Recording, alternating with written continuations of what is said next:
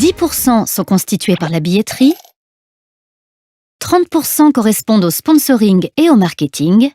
En effet, certaines marques sont prêtes à payer cher pour être associées à un club. Par exemple, Groupama a versé entre 5 et 7 millions d'euros à l'OL pour que le Stade de Lyon soit renommé pour 3 ans Groupama Stadium. 60% correspondent aux droits de retransmission des matchs à la télévision. Ceux-ci ont considérablement augmenté. Il y a 30 ans, les droits de diffusion en France des matchs de Ligue 1 s'élevaient à 800 000 euros. Depuis 2016 et jusqu'en 2020, Canal+ et beIN Sport payent ce droit au total 748 millions d'euros par an. La Ligue de football professionnel reverse les droits perçus au club. 50% de la somme est répartie entre eux de manière égalitaire. Les 50% restants sont redistribués en fonction de leurs performances sportives et de leur notoriété.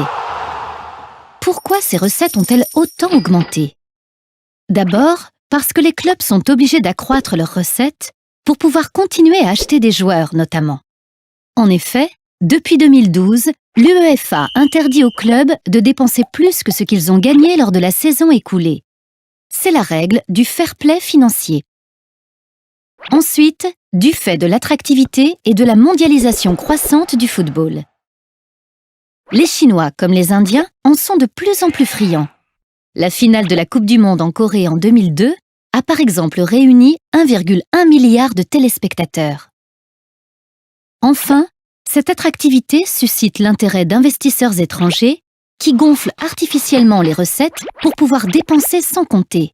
En effet, en achetant des grands clubs, ils ne cherchent pas forcément à gagner de l'argent, mais plutôt à valoriser l'image de leur nation et peser dans les relations internationales.